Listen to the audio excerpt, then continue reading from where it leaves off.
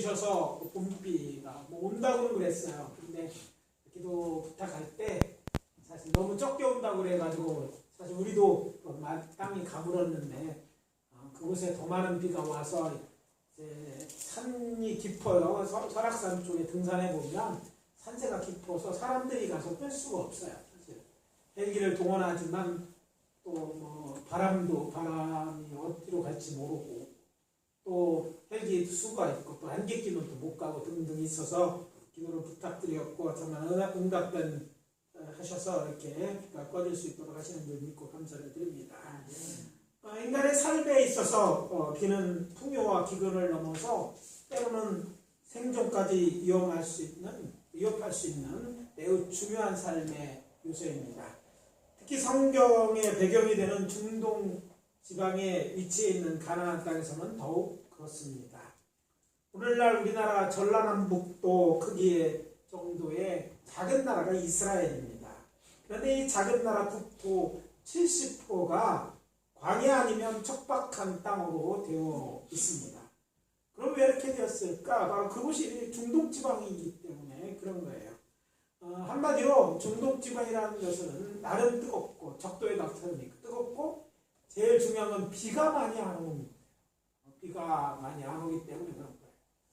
특별히 이제 성서 지리를 공부해 보면 이스라엘은 건기와 우기로 나눠지죠. 건기, 우기, 비 올 때가 우기죠. 근데 건기 때 비가 안 오는데 한 방울도 안 오는 때가 이 건기 때. 그것이 5개월 내지 6개월 동안 한 방울도 안 와요. 그러니까 무슨 일이 생깁니까? 그때는 모든 것이 다 말라버리는 거예요. 비가 안 오니까.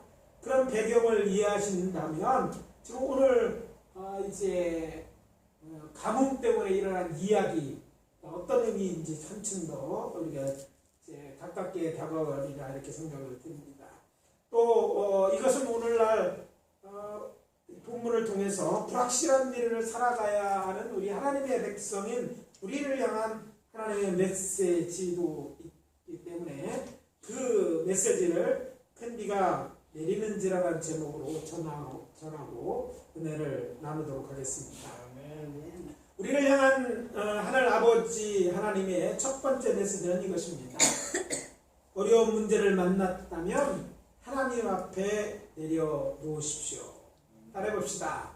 어려운 문제를 만났다면 하나님 앞에 내려놓자. 그 문제를 하나님 앞에 내놓자는 거예요. 오늘 본문 엘리야가 북왕국 이스라엘 왕이었던 아합에게 큰 비 소리가 있으니 갈멜산으로 올라가라는 말부터 시작됩니다.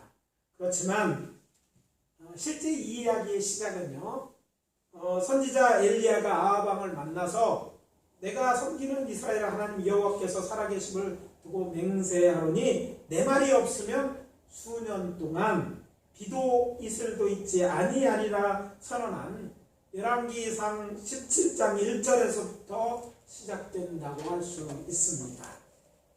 이것은 갈멜산에서 여호와가 진짜 하나님인가 정말 아니면 바알과 아세라가 진짜 하나님인가 대결을 벌인 이야기의 서막으로 워낙 유명하여서 교회 다니는 대부분의 사람들이 알고 있는 그런 이야기입니다. 그리고 그 대결은 말씀드린 수년 동안 비도 있을 때 내지 않았을 것을 대해서 엘리야가 마치 선전포고 하듯이 선언한 말부터 시작되었습니다. 사람이 어떤 땅에 정착해 안정적으로 살아가려면 먹고 사는 문제가 해결돼야 되는데 그러기 위해서 절대적으로 필요한 것은 먹을 양식입니다. 특히 오늘 말씀이 기록된 성서 시대에는 더욱 그랬어요. 요즘은요 통역기가 얼마나 빨리 잘 발달됐는지 모릅니다. 그래서 제가 이제 요즘 우리 교회에 코로나 확진된 분들에게 뭐를 하나씩 보내고 있습니다. 재미난 거는 제가 주문을 넣고 25분이 지났는데 도착했다고 합니다. 그래가지고 그거 타려면 걸리라는 얘기가 아니에요. 아무튼 이렇게 빨리 주문해요. 밤에 주문하고 있잖아요. 새벽에 아침에 새벽 예배에 오면 어떤 건 새벽 배송이 벌써 돼 있는 것도 있습니다. 그러니까 없으면 뭐 비행기도 있고 퀵 서비스도 있고 여러 가지 방법으로 공급되지만 성서 시대는 그렇지 않았다는 것이죠. 그래서 그 당시 살아가려면 어떻게 했습니까? 양식이 있는 곳에 또 쉽게 구할 수 있는 곳 그리고 뭔가 할 수 있는 그곳에 자리를 잡고 살 수밖에 없었다는 것이죠. 여호와 하나님께서 이스라엘에게 특별히 우리의 믿음의 조상인 아브라함에게 약속하신 땅이 가나안 땅입니다. 근데 이거 계속해서 말씀드리는 적도 근처인 중동 지방인 것이죠. 강렬하게 태양이 뜨는 메마른 땅입니다. 그래도 그 가나안 땅은 딴 데보다 좀 나은 것은 그들이 주로 거주했던 중앙산지가 지중해에 바로 인접해 있고 해발 1000m 정도의 산지로 서쪽은 그래도 숲이 우거져 있고 동쪽으로는 유대 강야가 넓게 펼쳐져 있고 목축하기는 좋은 곳이었습니다. 그리고 세겜이나 실로 그리고 일부 구릉지에서는요 밀이나 보리도 경작할 수 있는 그런 곳이었습니다. 우리나라와 다른 점이 있다면 말씀대로 건기와 우기가 있다는 것이고 비가 한참 동안 한 방울도 오지 않은 거예요. 그렇지만 한 방울도 비가 오지 않을 때도요 이스라엘에서 여름 실과라고 얘기하는 포도라든지 무화과 여러분이 뭐 좋아하시는지 모르겠어요. 올리브 등 이런 여름 실과가 자랄 수 있습니다. 그리고 뭐 이제 가볍게 어떤 밭에 어떤 채소 같은 것도 먹을 수 있고 조금 해서 그리고 풀도 완전히 말라 죽지 않은 곳이 아주 이 광야 쪽으로 가면 거기는 말라 죽죠. 저렇게 산지 쪽으로는 계속 남아 있는 것은요. 그것은 지중해에 수증기를 잔뜩 먹은 이 수증기 있잖아요. 습한 수증기가 이제 밤이 되면 메마른 땅에 있는 아라비아 쪽으로 이동을 하게 됩니다. 근데 이동하다가 뭘 만나냐면 바로 중앙산지 이렇게 보면 지도 있잖아. 이쪽 N자라고 그쪽이라 표현 저기 이제 서쪽인데 이쪽에서 지중해에서 그 습기를 머금다니 저 산으로 이렇게 저 위 아라비아 쪽으로 가다 보면 산을 만나는 거예요. 중앙산지를 만나는데 그 중앙산지를 그냥 넘을 수 없으니까 무거운 들이 이슬이 돼서 떨어지고 가볍게 이슬이 내리고 가벼운 공기만 넘어가는 게 되는 거예요. 그러니까 건기에도 이슬이 내리는데 이슬이 옷이 젖을 만큼 많이 내립니다. 조금 내리는 거예요. 우리나라에서는요 내리는 것 같은데 해 뜨면 찾아볼 수가 없잖아요.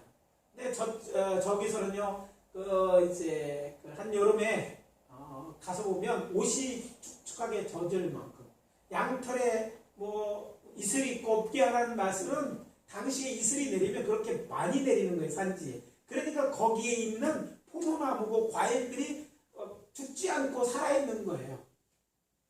그래서 어쩌면 이 본문에서 이스라엘 사람들이 비가 오지 않는 말에 대해서는 시큰둥했을지 모릅니다. 비는 매년 5, 6개월 비가 안 와. 그러니까 비가 안 오는 건 조금밖에 무섭지 않아요. 그렇잖아요? 뭐 몇 년째 안 오니까 문제지. 근데 이슬도 오지 않겠다. 그러면 어떻게 해요? 여름 과일을 얻을 수 없고 주변에 풀이나 채소도 먹을 수 없는 그런 상황이었던 것이죠. 그래서 다행스러운 것은 또 이곳에 중앙산지가 석회암으로 돼서 샘은 많지 않지만 군데군데 이제 샘물이 솟아나고 해서 먹을 수 있고 살아갈 수 있는 곳입니다. 이런 가나안의 지리적 관점에서 볼 때 엘리야가 그들에게 수년 동안 비도 이슬도 있지 아니하라는 말은 아방과 북왕국 이스라엘 사람들에게 충격적인 메시지였을 것입니다. 특별히 엘리야의 말에 수년 동안 비는 물론이고 이슬도 오지 않은 것을 저들이 경험하고 난 다음엔 더욱 긴장하지 않을 수 없었어요. 왜냐하면 그 말하고 아무것도 일어나지 않으면 뭐 무시하면 되잖아요. 그런데 정말 비가 안 오는 거예요. 우기 때 비가 오지 않고 건기 때도 이슬이 없는 거예요. 그렇게 1년이 지나고 또 한 해가 지나고 또 한 해가 지났을 때는 저들은요 정말 이제 미칠 지경이었을 거예요. 여기서 더 살아야 되나 이런 생각을 했을지도 모릅니다. 왜냐하면 비가 오지 않으니까 농사를 지을 수 없기 때문에 양식을 얻을 수 없었습니다. 물론 양식이 없다고 우리 뭐 거기만 난다고 거기서 애굽이 그렇게 멀지 않았어요. 그러니까 애굽에는요 그 나일강 때문에 그 양식이 풍부한 곳입니다. 거기 가서 사다가 그래도 끼니는 유지할 수 있었지만 말씀드리는 과일들이나 여름식은 바짝 늘어서 풀도 얻어졌기 때문에 나만 목마르고 가는 게 아니라 양이나 가축들도 다 목마른 그런 일이었어요. 뿐만 아니라 샘도요 비가 적당히 맞아야지 샘이 계속 나오는 거다. 물 저장도 곧 도시나 마을마다 있었는데 집마다 빗물을 받아놓은 것도 있는데 시간이 지날수록 뭐예요? 저장고에 물이 하나도 없는 것이죠. 이럴 때 더 이상 이곳은 살 수 없는 곳이 되었는데 그때 무슨 일이 생겨났습니까? 엘리야가 다시 나타난 거예요. 앞에서 말씀드린 것처럼 엘리야 내 말이 없으면 오지 않는데 누가 말하면 돼. 그러니까 엘리야가 비가 있으리라고 하면 되는 걸 기대하는 거예요. 그런데 찾아도 엘리야를 찾을 수가 없는 거예요. 왜 그랬을까요? 하나님이 감춰두신 거예요. 찾을 수가 없는 거예요. 하나님이 감추면 찾을 수가 없는 거예요. 그랬던 엘리야가 그들처럼 나타났고 그리고 왕에게 이렇게 합니다. 내가 너를 만나려면 갈멜산으로 오는데 이스라엘 사람들을 다 갈멜산으로 불러모아라. 그리고 바알 선지자 450명, 아세라 선지자 400명 다 불러보고 다 데려와라. 이렇게 얘기했어요. 그러니까 뭐야? 엘리야를 만나려면 어떻게 돼요? 다 나가야 되는 거예요. 그리고 정말 비가 간절했기 때문에 저들은 다 왕성도 다 모였었을 거예요. 그렇게 모여서 저들은 거기서 간절은 비가 내기를 기대하고 이렇게 모였었던 것입니다. 몇 가지의 이런 내용을 통해서 정말 저들이 이제 하나님의 비가 필요했고 하나님을 찾게 되고 하나님의 사랑을 찾게 된 이런 일을 통해서 우리에게 주는 메시지가 있다는 것이죠. 성서시대의 사람들은요 우리가 생각하는 것보다 훨씬 더 하나님과 하나님의 사람 엘리야를 찾는데 갈급했을 거라고 여겨집니다. 왜냐하면 성서시대의 사람들, 특별히 구약과 신약시대의 사람들은 유대인들에게 이런 얘기했습니다. 사람들은 인간으로서는 할 수 없고 하나님만이 하실 수 있는 일, 곧 하나님만이 열 수 있는 세 개의 문이 있다고 저들은 배우고 또 그렇게 생각했습니다. 하나님만 열 수 있는 세 개의 문. 여러분이라면 그 세 개가 무엇이라고 생각되십니까? 과연 어떤 문이라고 생각되십니까? 다들 친구에? 네, 태문. 정답. 태문. 또 비가 뭐예요? 하늘의 문. 또 마지막 하나는 마음의 문. 이 사실 사람의 힘으로 할 수 없는 건 비가 원한다고 그냥 사람이 원한다고 비 오는 게 아니라 하나님이 비를 주셔야 되는 거예요. 그래서 하늘의 문은 하나님만 여실 수 있다. 아기를 낳고 싶은데 분명히 낳아야 되는 것 같은데 낳지 못하는 사람이 생겨요. 그러니까 그들은요 이 태문은 하나님이 여셔야 된다 이렇게 생각했어요. 그리고 아무리 억지로 한다고 마음 문은 안 열리는 거예요. 사람들이 그 사랑에 빠지는데 딱 30초 걸린대요. 30초. 이게 많이 30초지 아무리 봐도 안 열리는 거 어떡해. 그렇잖아요? 마음은 사람도 어찌할 수 없는 거예요. 근데 열리는 걸 또 어떻게 해. 그런데 하나님만이 이런 걸 하실 수 있다 이렇게 생각을 하는 거예요. 그래서 이들이 정말 하나님만이 임무를 쓰는데 문제는 아합왕이 집권하고 이세벨의 말을 들으면서요. 이세벨의 말을 듣고 한 일이 뭐냐면 하나님의 선지자를 죽이는 거예요. 하나님 믿는 사람을 다 죽이는 거예요. 근데 당시 사람들은 숨겨진 사람이 있었지만 당시 사람들은 이제 뭐 엘리야도 그렇잖아요. 딱 한 사람만 남았어. 누구예요? 하나님의 사람이라고 할 수 있는 엘리야 한 사람만 남았다. 자, 하늘의 문이 열려야 되는데 과거에 그걸 들었지만 정말 하늘 문이 닫혀서 비가 안 오지 하니까 그래 하늘 문을 열 수 있는데 하늘 문을 열 사람이 이게 엘리야였고 엘리야가 또 내가 말하지 않으면 비가 오지 않는다고 했고 하나님의 선지는 더 이상 남아있지 않았어요. 그러니까 누가 와야 돼? 엘리야가 와야 되는 거예요. 왜? 그는 하나님의 사람이기 때문에 하나님의 계획에서 하늘 문을 열 수 있을 거라고 생각했기 때문입니다.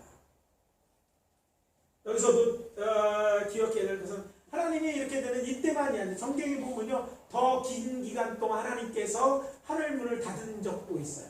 언제 시대 때? 그 땅이 아니라 다른 곳에 있었죠? 어디? 애굽에 있었대요. 누구 때? 성경 공부 다시 해야 돼. 요셉 때. 요셉 때 몇 년 동안? 7년 동안 하나님이 하늘 문을 닫으신 적이 있어요.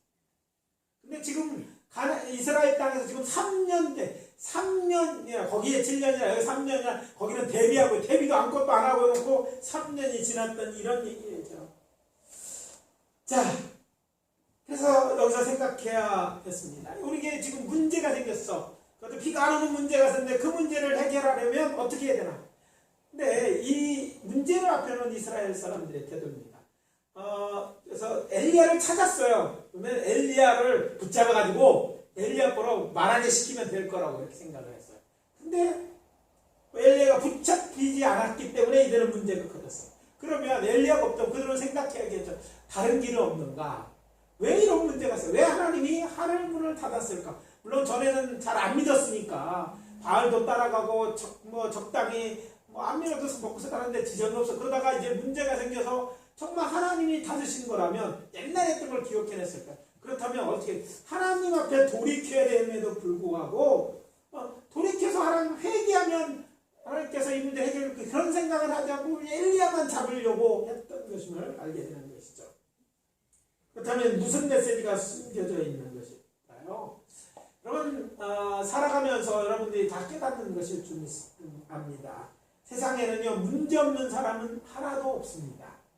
여러분 다 문제가 있어. 누구나 부자도 건강한 사람 다 문제가 있어. 잘 몰라서 그렇지 들여다보면 이런 문제는 문제가 다 있습니다. 그래서 문제없는 사람은 다 어디에 있다? 무덤에가 있다.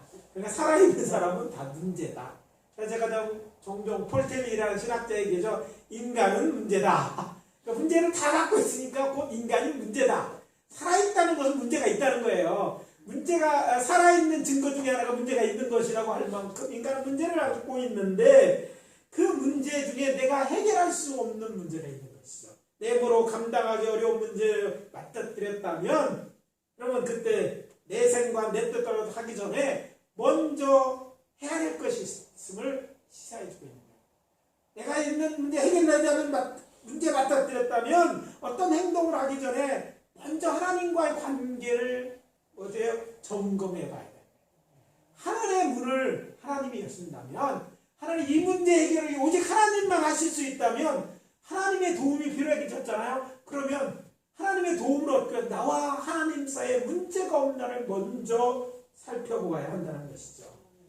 그것을 알려면 어떻게 하나님 전에 나와야 됩니다. 하나님의 전은 예배드리는 이 터전이기도 하지만 엄격히 말하면 그 자리가 어디든지 하나님 앞에 서야 된다는 것이죠. 토굴이 될 수도 있고 여러분의 집일 수도 있고 때로는 병상일 수도 있어요. 하나님은 어디나 계시는데 중요한 건 우리의 마음이 하나님 앞에 있어야 되는 거죠. 하나님 이 자리도 계시지 않습니까? 하나님 이 문제 그런데 이것이 혹시 하나님과 나 사이의 어떤 문제 죄 때문이니까 물어야 된다는 거예요. 하나님이 역사하지 않고 어려움을 주실 때는요 대부분 죄의 문제인 것을 우리 성경을 통해서 발견하게 됩니다. 죄는 문제를 만들어요. 죄악에 빠진 다음에 인간은요 그 문제 속에 살아갈 수밖에 없는 이 운명이 되었습니다. 하나님이 처음 창조했을 때 인간은요 아무것도 걱정할 게 없어요. 무엇을 입을까 무엇을 먹을까 걱정할 게 없어요. 보이는데 따먹고 다 허락된 거예요. 벗었어도 부끄러움이 없어요. 그런 곳이 죄가 없는 곳이에요. 그런데 죄를 짓고 난 다음에부터는요 뭐예요? 죄 문제 때문에 여러 가지 문제가 생기는 거예요. 죄성을 갖기 때문에 살아가기 더 어려졌고 하나님이 축복하시는 에덴 동산이 아니라 그곳에서 쫓겨났기 때문에 이제 문제 가운데 살 수밖에 없었던 것이거든요. 물론 모든 문제의 원인이 죄는 아닙니다. 근본적인 문제는 라고 할 수는 있지만 때로는요 타락한 우리들에게 닥칠 문제를 살펴보면 우리를 훈련시키기 위해 하나님이 허락하실 수 있습니다. 특별한 목적을 위해 하나님께서 우리에게 문제를 주실 수도 있습니다. 출애굽한 이스라엘 자손을 가장 빠른 길로 가나안 땅으로 인도하시지 않고 광야로 인도했던 것처럼 말입니다. 또한 어떤 것은 나와 하나님과의 관계가 아니라 산불과 자연재해나 사고일 수도 있고 나의 조상들이나 나의 과거의 선택의 결과 곧 열매일 수도 있습니다. 내와 관련이 있고 내가 잘못해서 있는 것도 아닐 수도 있는데 하나님과의 죄 문제가 아닐 수 있다는 얘기를 하고 있는 거예요.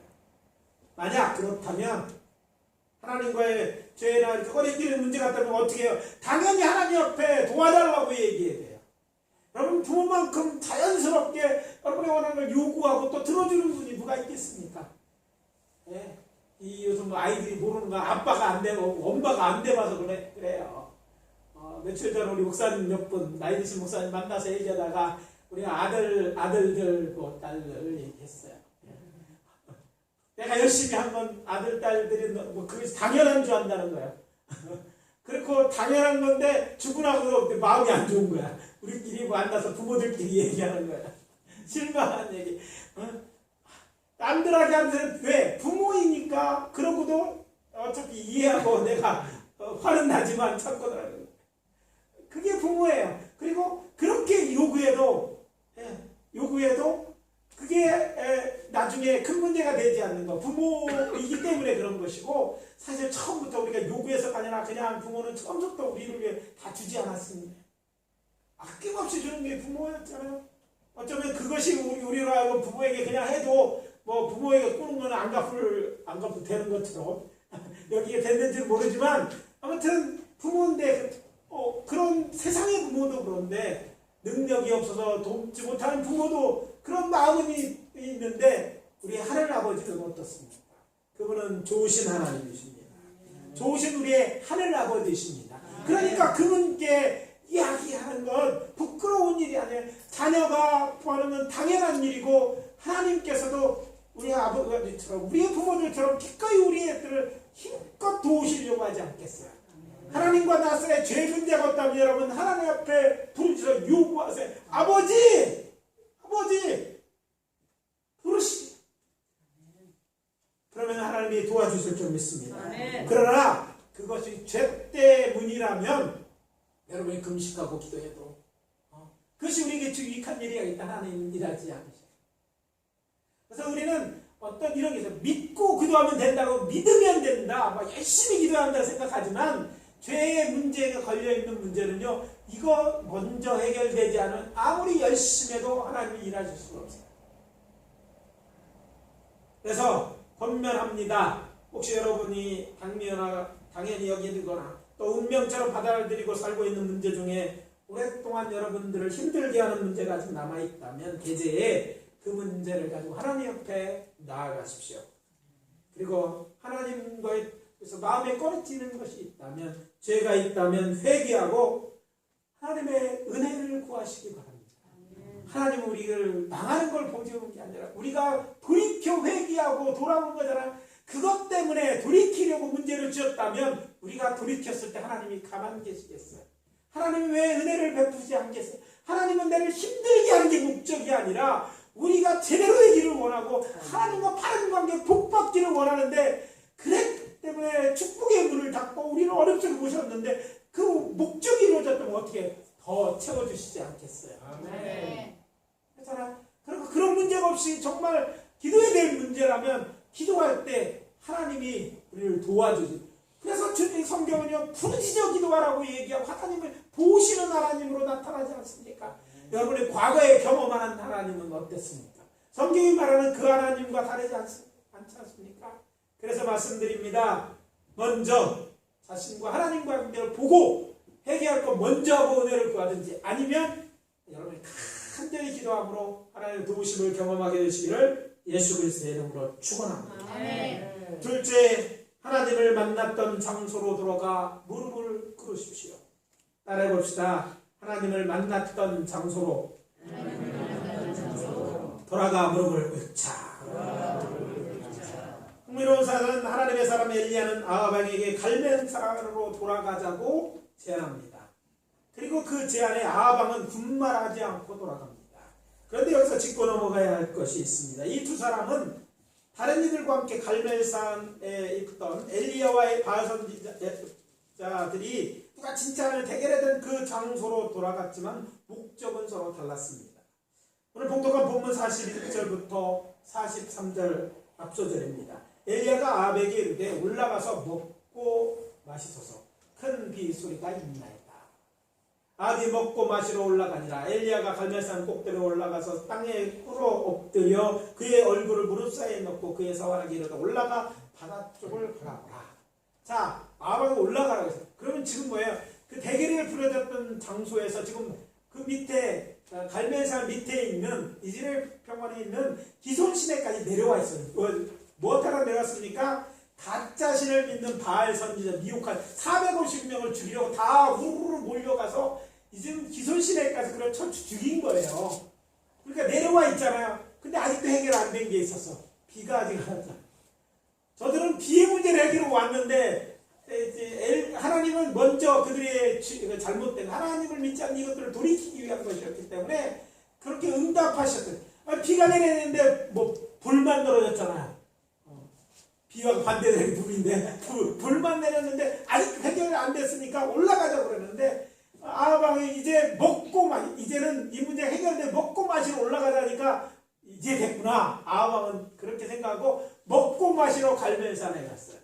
근데 엘리야는 먹고 마시러 간 것이 아닙니다. 왜? 아직 비의 문제 해결되지 않아요. 뭐하러 갔습니까? 하나님께 이제 와서 기도 응답. 정말 이 민족의 그것 때문에 죄 문제 때문에 비를 멈춰서 이제는 비를 내려달라는 이 기도하러 올라갔다는 것이에요. 사실 아합 바알세드가 무슨 일이 일어날지 모르고 갈멜산에 왔었습니다. 알았다면 조금이라 눈치챘다면 갈멜산 나오지 않았을 거예요. 그런데 이런 일이 일어났고 그리고 하나님과 대결이 있었고 그래서 전자 하나님이 누군지 밝혀졌고 같이 있으면 다 죽임을 당했어요. 그런데 아직도 가뭄의 문제를 해결되고 있지 않았고 그 지금 절실한 상황이었기 때문에 그렇잖아요. 그것을 안 갔죠. 자, 그리고 나서 이제 비를 위해서 이제 기도하는 모습을 보게 됩니다. 근데 여기 오늘 우리가 들어야 되는 두 번째 또 다른 메시지가 있죠. 어려운 문제를 만났다면 이전에 하나님을 경험했던 곳으로 돌아가 그곳에서 기도하라는 메시지입니다. 그때 기도했던 장소에 혹시 돌아갈 수 없고 그곳이 교회나 기도원이었다면 지금 다니고 있는 교회로 와서 기도하십시오. 하나님을 만났던 장소로 가는 건 특별한 의미가 있습니다. 왜냐하면 그 장소에 가면 과거의 일이 생각납니다. 저희 가정의 가족 구원의 큰 역사가 일어났던 곳이 송곡리에는 기도원이 있죠. 대흥성 기도원이라고 하는 그곳에 여러 바 있고 작은 기도원이었어요. 예배당 이거보다 훨씬 더 작았으니까 10여 평, 전체 20몇 평밖에 안 되는 집이니까. 근데 그 자리에서 놀라운 여러 가지를 경험했습니다. 저의 영적으로 제가 방언을 타게 된 그것이고 저의 부친이 정말 두 번째 풍으로 쓰러지셔가지고 거의 움직일 수 없게 굳어졌을 때 한 몇 개월이죠. 거의 10개월이 9개월 넘게 10개월 가까이 됐을 때 그곳에서 하나님이 저희 부친 돌아가신 저희 부친을 치료해 주셨어요. 기적이 일어났죠. 한방 양방 다 포기했는데 하나님께서 저의 팔을 낫게 하고 그 주일 기도했던 그 주일 기도원 원장님 차로 운전해서 교회로 돌아오셨으니까 하나님의 놀라운 기적이 일어났던 것입니다. 그래서 그 일로 그냥 자동적으로 절에 열심히 다니시고 전도 열심히 치셨던 우리 어머님께서 그날로 다 끊고 이제 예수 믿게 된 그런 놀라운 기적이 일어났던 장소입니다. 그래서 제가 그곳에 가면 늘 그것을 기억합니다. 하나님이 우리 가정을 확실하게 구원하셨다. 하나님의 기적을 경험했던 것, 하나님의 영적인 성령이 충만한 경험했던, 제가 귀신을 쫓아내는 사람을 처음 시작했던 곳이 그곳이에요. 하여튼 그곳은 저에게 그런 기도의 땅이었거든요. 그곳에 가면 하나님이 나의 기도를 들어 역사하시는 것들 불이 날 수 없는 그곳이었기 때문에 그곳에 가면 간절히 기도되고 그 은혜를 회상하며 감사합니다. 여러분들에게도 아마 그런 장소, 하나님을 처음 만났던 그곳, 하나님의 기도했는데 여러분의 문제가 해결되었던 그곳, 기도했던 장소, 하나님 만났던 그곳에 가서 기도하는 거죠. 갈멜산은 이제 더 이상 그냥 갈멜산이 아니죠. 여기 보면 그 우리나라 도끼꼬리처럼 나와 있는 저곳이 갈멜산인데요. 뭐 그런 지중해 옆에 있는 그냥 산이 아니라 그곳에는요 하나님의 역사가 나타나, 하나님이 친히 불로 응답하심으로 제단을 불태우면서 내가 진짜 하나님이다 이랬던 곳, 하나님이 나타내 보였던 곳이 바로 그곳이고, 하나님 옆에 기도하려고 엘리야는 그 산에 다시 올라간 거예요. 그리고 기도했을 때 놀라운 또 다른 기적을 경험하게 되는데, 이제 3년 동안 오지 않던 비가 내리는 그런 놀라운 기적을 체험하게 되는 것입니다. 그렇습니다. 하나님과 만남의 추억에 있는 장소, 하나님의 살아계심과 우리의 기도를 들을 확신을 심어줄 수 있기 때문에 그곳에 돌아갈 필요가 있는 것입니다. 그래서 묻겠습니다. 여러분들에게 혹시 그런 곳이 있습니까? 생각해 보시고 힘들고 어려울 때 그곳에 있다면 그곳에 찾아가 다시 기도하시기를 바랍니다. 혹시 아직까지 하나님을 특별히 경험했던 그런 장소가 없으시다면 여러분이 지금 있는 이 자리가 그런 장소가 되도록 하시기를 바랍니다. 하나님은 사실 어디나 계세요. 그러나 여러분의 다른 데를 열려면 그것이 기도하는 장소야 되고, 여러분의 앉아있는 그 자리도 될 수 있고, 또 아무도 없을 때 여러분이 와서 앉는 그 자리일 수 있어요. 기도하기 좋은 곳이 아닙니까? 기찻길 옆 우리 교회 큰 길 옆 떠들어도 아무도 모르는, 방은 그래도 잘 해놨어요. 그래 언제나 보세요. 여러분들이 그 자리에 자리를 잡고 기도하십시오. 그래서 그 자리를 만들고, 이곳은 난 생각하면 하나님이 나를 위해서 나에게는 이런 것들이 경험할 수 있는 것들이 있어야 돼. 제가 확신하거든. 하나님은 지금도 살아계신 하나님입니다. 우리를 만나주시는 하나님, 우리에게 응답하시는 하나님이 여러분이 없다고 없는 것이 아니라, 이곳에 많은 사람들이 그것을 경험했고 하나님을 만났던 것처럼 여러분도 만나주실 줄 믿습니다. 그래서 그런 자리가 될 수 있도록 여러분이 앉아서 기도하시고 하나님을 만나는 장소로 만드시면 되는 것이죠. 예수님께서 약속하셨습니다. 구하라 그리하면 너희에게 주실 것이요, 찾으라 그리하면 찾아낼 것이요, 문을 두드리라 그리하면 너에게 열릴 것이다 말씀하시지 않았어요. 구하는 이마다 받을 것이요, 찾는 이가 찾아낼 것이요, 두드리는 이에게 열릴 것이니라. 마태복음 7장 7절 8절인데 쌍칠이죠. 7절에서부터 8절까지인데, 또 이사야서 55장 6절입니다. 너희는 여호와를 만날 만한 때에 찾아라. 가까이 계실 때 그를 부르라. 여러분 그때가 언제입니까? 여러분의 어려움에 있을 때, 뭔가 하나님을 만나야, 그때가 여러분이 하나님을 찾아야 될 때인데, 그때가 만날 만한 때인 거예요. 하나님은 여러분을 만나기를 원하시고, 여러분 소리를 들으시고 여러분을 위하여 일하시기를 원하는 거예요. 여러분은 그 하나님을 찾아나와 그 하나님께 하나님의 이름을 부르고 기도해주면 우리를 만나주실 것입니다. 저를 만나주셨던 것처럼, 우리 믿음의 선배들을 만나주셨던 것처럼 여러분도 만나주시고 응답해 주실 줄 믿으시기 바랍니다. 이 말씀 믿어지는 분들은 큰 소리로 아멘. 마지막으로 하나님을 신뢰하며 기다리십시오. 따라해봅시다. 하나님을 신뢰하며 기다리자. 우리를 향한 하나님의 마지막 메시지는 하나님을 신뢰하며 기다리라는 것입니다. 오늘 본문을 자세히 읽어보면 엘리야가 이상한 기도를 드리고 있음을 알 수 있습니다. 물론 이것은 그냥 기도에 대한 일반적인 선입관을 가지고는 보이지 않는 내용이기도 합니다. 여러분들이 설교를, 이 기도를 많이 들었어요. 그러나 잘 생각해보면 이 기도가 엘리야가 하나님 앞에 응답했던 기도나 다른 기도와 차이점이 있다는 걸 찾아낼 수 있다는 거죠. 그럼 이상한 점이 무엇일까? 엘리야는 분명 기도하는 자세를 취했어요. 근데 굉장히 어려운 자세를 취했어요. 성경에 정말 간절하지 않고 그런 자세를 취할 수 없는 자세를 취했는데, 이상해도 성경을 아무리 읽어봐도 무엇을 기도했는지, 뭐라고 기도했는지 기록되어 있지 않습니다. 다른 기도에는요, 유하게 중요한 것이라고 쓰는데 아무것도 없어요. 어쩌면 단지 소리를 내지 않고 기도했을 수도 있습니다. 여러 말로 기도했지만 그것을 단지 기록하지 않을 수도 있습니다. 그래서 저는 전후 문맥을 이렇게 살펴보면서 묵상하는 가운데 놀라운 사실 하나 깨달아 알게 됐어요. 그것은 바로 이것입니다. 먼저 여호와 하나님께서 엘리야가 갈멜산 꼭대기에 올라가 땅에 엎드려 그 얼굴 무릎 사이에 젖는 모습만 보고도 하나님은 이미 그가 무엇을 원하는지 알고 계셨기 때문이라는 걸 깨달았어요.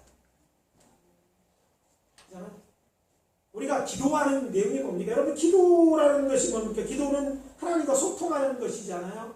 그런데 뭐 영어로 하든 한국말로 하든 하나님이 모르실 리는 없잖아요.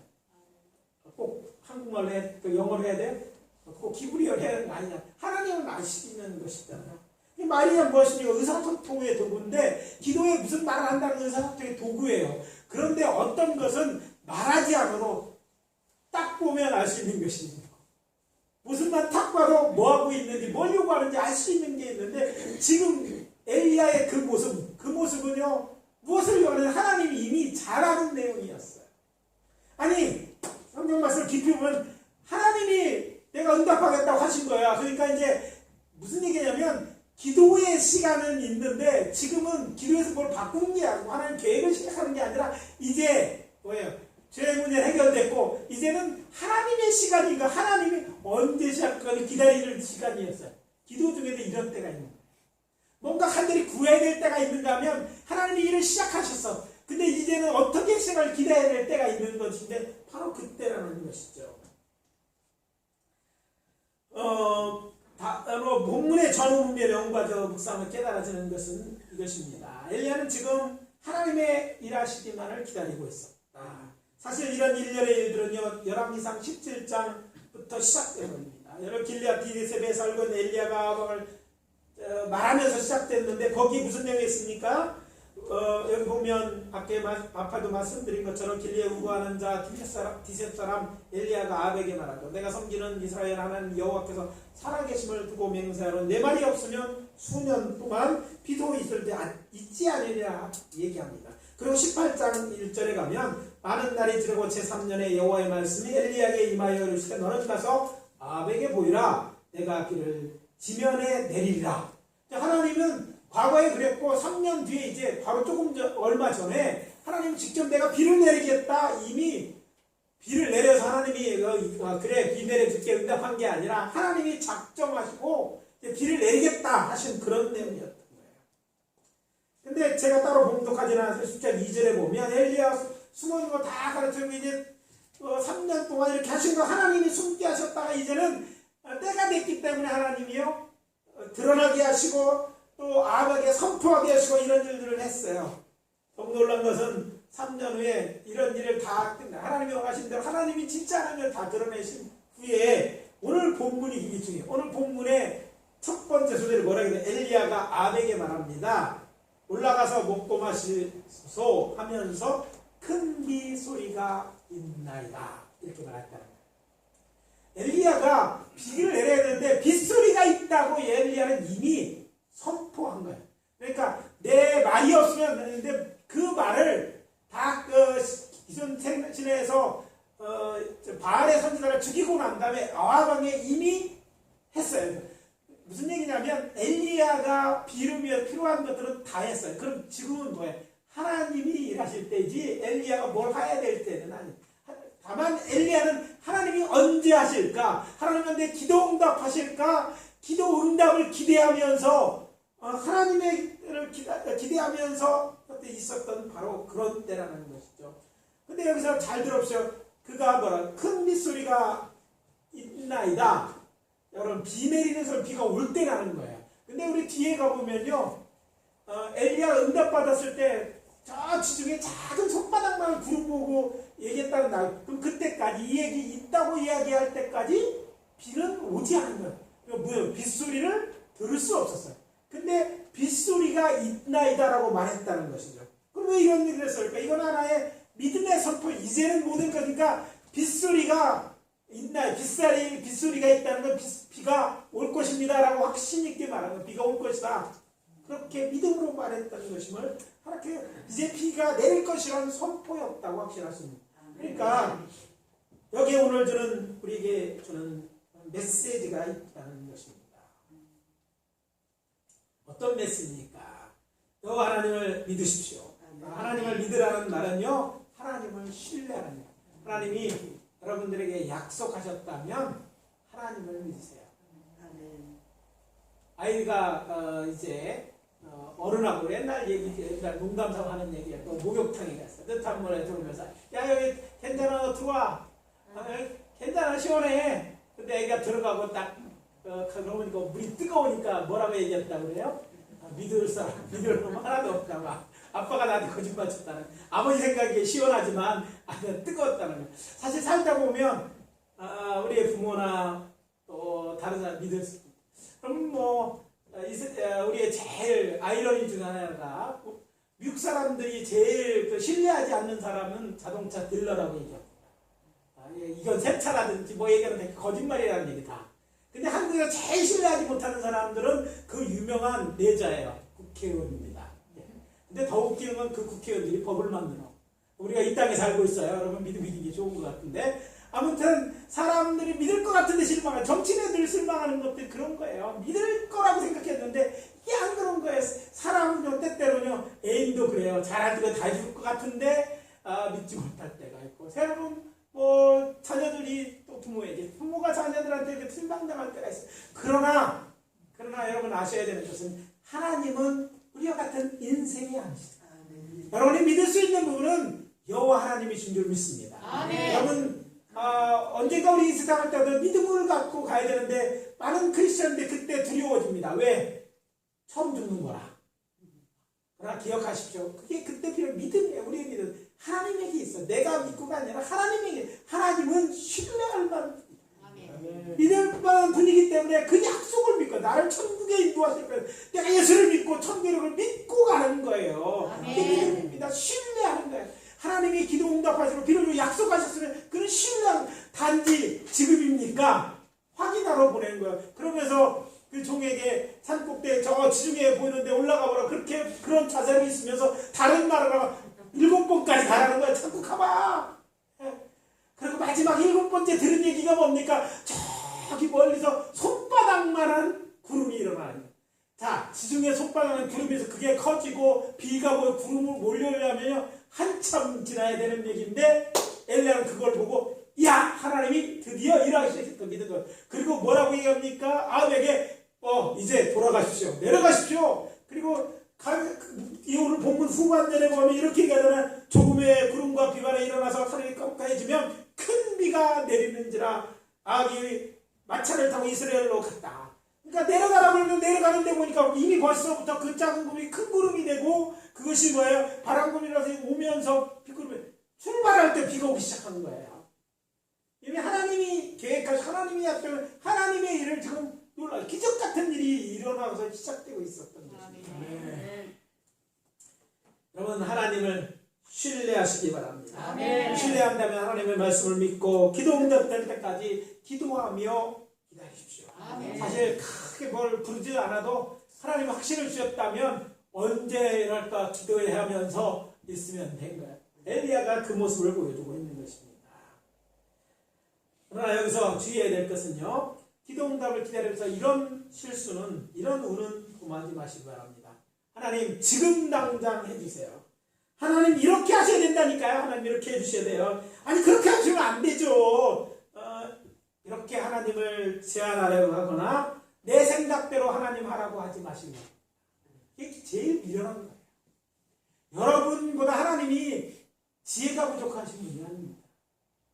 왜 하나님 꼭 이렇게 해야 된다고 얘기하고 꼭 이렇게 응답하면 내가 이렇게 했는데 왜 이렇게 했느냐고 얘기하는 사람들이 있어요. 이건 정말 하나님을 하나님으로 모르는 사람들이에요.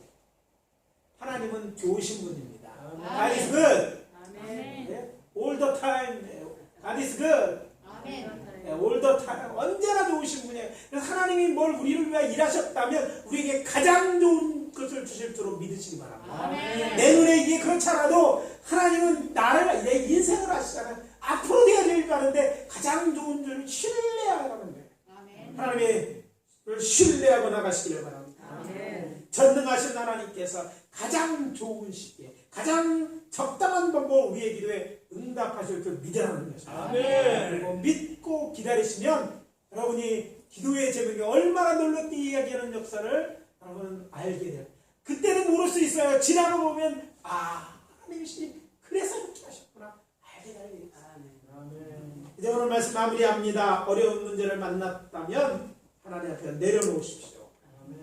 하나님을 만났던 장소로 돌아가 무릎을 꿇으십시오. 아멘. 하나님의 기도 응답이 있었다면 하나님을 신뢰하며 기다리십시오. 아멘. 그래서 하늘 문이 열리고 마른 땅 같은 우리의 삶에 우리가 당면한 문제 위에 하나님이 하늘 문을 여시고 하늘에서 내리시는 은혜의 단비, 큰 비가 내려지는 것을 보게 되시기를 예수 그리스도 이름으로 축원합니다. 기도합니다. 아버지 하나님, 주의 은혜와 사랑을 감사합니다. 오늘 힘을 다해서 주님 예배하러 주의 전에 나온 자들에게 이 말씀을 통해서 위로 주시고 힘 주시는 줄 믿습니다. 믿고 아버지 하나님이여, 오늘의 우리의 삶 속에서 역사하시는 하나님을 경험할 수 있도록 은혜 베풀어 주시옵소서. 어려운 때를 지나는 자들이 있습니까? 질병으로, 또 사업의 일로, 가정의 일로, 아버지 하나님의 자녀들 때문에, 부모 때문에, 경제적인 일로 어려움 겪는 자들이 있습니까? 저들이 기도합니다. 주여 아버지 응답하여 주시옵소서. 회개할 것들을 먼저 회개하고 기도할 때 은혜를 허락하여 주시옵소서. 그래서 우리의 삶에 우리에게 아버지 하나님의 좋으신 하나님을 드러내신 하나님을 경험하여 할 수 있도록 하나님을 찬양하고 예배하는 저희들 되게 도와 주시옵소서. 예수 그리스도의 이름으로 기도합니다. 아멘. 지금